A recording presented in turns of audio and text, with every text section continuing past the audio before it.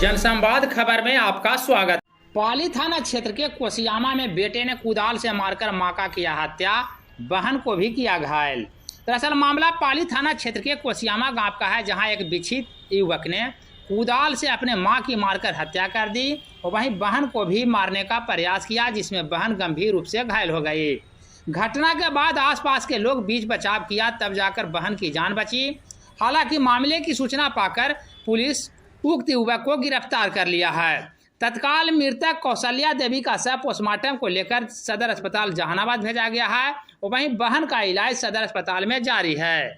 घटना के संदर्भ में ग्रामीणों का बताना है कि वह अपने पत्नी को भी पहले जान मारने का प्रयास किया था, लेकिन वह बाल बाल बच गई। विक्षिप्त युवक का नाम सुजीत मांझी बताया जाता है, जो पहले भी मारपीट की घटना में शामिल रहा है। इस संदर्भ में लोगों का क्या कुछ बताना है, आइए सुनते हैं।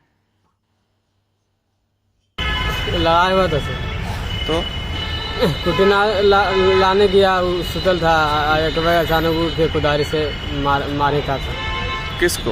अपना माँ को। क्या नाम था माँ का? कौशल्या देवी। और फिर क्या हुआ?